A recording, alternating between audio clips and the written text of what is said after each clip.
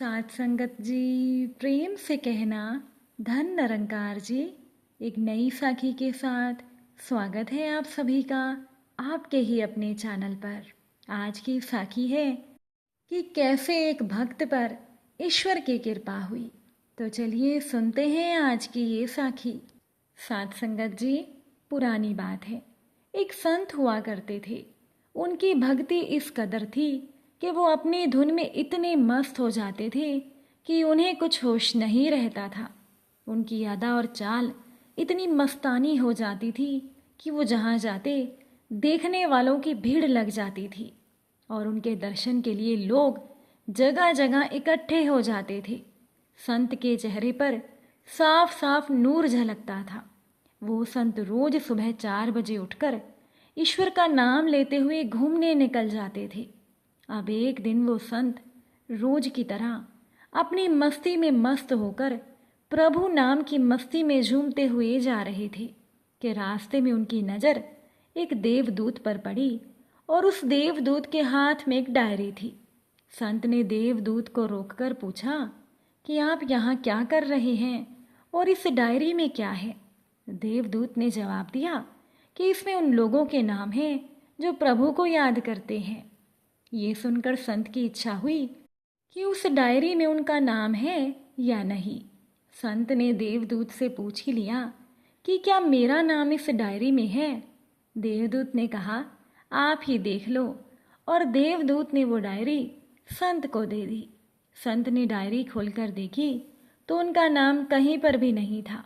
इस पर संत थोड़ा मुस्कुराए और फिर अपनी मस्तानी अदा में प्रभु को याद करते हुए चले गए। अब दूसरे दिन फिर वही देवदूत वापस दिखाई दिए, पर इस बार संत ने ध्यान नहीं दिया और अपनी मस्तानी चाल में चल दिए। इतने में देवदूत ने संत से कहा, क्या आप आज डायरी नहीं देखेंगे? तो संत मुस्कुरा दिए, कहने लगे दिखा दो। और जैसे ही डायरी खोलकर उन्होंने देखा तो सबसे ऊपर उन्हीं संत जी का नाम था। इस पर संत जी हंसकर बोले कि प्रभु के यहाँ पर भी 2-2 डायरी है क्या? कल तो डायरी में मेरा नाम नहीं था और आज सबसे ऊपर मेरा नाम है। इस पर देवदूत ने कहा कि आपने कल जो डायरी देखी थी वो उन लोगों की थी जो लोग ईश्वर से प्यार करते हैं, और आज ये डायरी में उन लोगों के नाम हैं जिनसे ईश्वर खुद प्यार करते हैं। बस इतना सुनना था कि वो संत दहाड़े मारकर रोने लगे और कितने ही घंटों तक वहीं सर झुकाए पड़े रहे, रोते रहे, ये कहते रहे कि हे ईश्वर, यदि मैं कल तुझ पर जरा सा भी ऐतराज कर लेता तो शायद मेरा नाम आज उस डायरी में नहीं होता, पर मेरे जरा से सब्र पर तू मुझ अभागे को इतना बड़ा इनाम देगा। हे ईश्वर, तू सच में बड़ा दयालु है, तुझसे बड़ा प्यार करने वाला और कोई नहीं है। और वो संत वहीं पर बैठकर रोते रहे। साथ संगत जी, ईश्वर की सेवा में अंत तक निष्काम भाव से डटे रहो और सब्र रखो, क्योंकि जब भी ईश्वर की मेहरबानी का समय आएगा तब अपना मन बेचैन होने लगेगा, लेकिन आप वहाँ डटे रहना ताकि महान प्रभु की हम पर भी कृपा हो, जैसे कि संत जी पर हुई। जब उन संत जी ने पहली डायरी में अपना नाम नहीं देखा, फिर भी उन्हें ज़रा सा भी फर्क नहीं पड़ा। उन्हें सब्र था, उन्होंने ईश्वर का शुक्र किया और अपनी प्रभु भक्ति में लीन रहे। इसीलिए ईश्वर की कृपा उन्हें प्राप्त हुई। साथ संगत जी, एक पंडित जी थे जिनका नाम था श्री जगन्नाथ प्रसाद जी, जिन्हें भगत माली भी कहा जाता है। उनके भक्ति भाव के कारण वृंदावन के सभी संत उनसे बड़े प्रभावित थे और उनके ऊपर कृपा रखते थे। और संतों की कौन कहे, स्वयं भगवान श्री कृष्ण जी भी उनसे खुश होकर किसी न किसी छल से उनके ऊपर कृपा कर जाया करते थे। अब एक बार भगत माली जी अपने घर में बैठे हारमोनियम पर भजन गा रहे थे। उसी समय एक बड़ा सुंदर बालक उनके सामने आकर बैठ गया, भजन सुनने लगा। भक्त माली जी ने बालक का श्रृंगार देखकर समझा कि वो बालक किसी रास मंडली का बालक है जो उनके भजन से खुश होकर यहाँ चला आया है।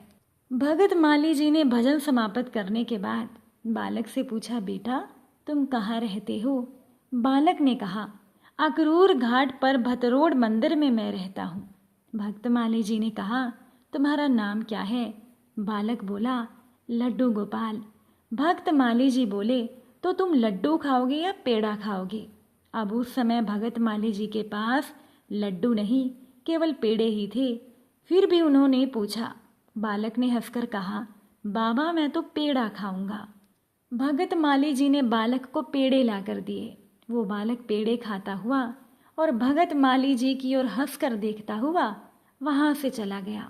पर ठाकुर जी बालक के रूप में जाते जाते अपनी जादू भरी मुस्कान और चितवन की अपूर्व छवि भगत माली जी के दिल पर अंकित कर गए। अब उस बालक की वो छवि भगत माली जी को सारा दिन और सारी रात दिखती रही। भगत माली जी के मन में तरह तरह के विचार आते रहे कि ऐसा सुंदर बालक तो मैंने आज तक कभी नहीं देखा। वो रास मंडली का बालक ही था या कोई और था? मेरे घर में आकर ऐसे बैठ गया जैसे ये घर उसी का हो। उसे कोई भय या संकोच नहीं था।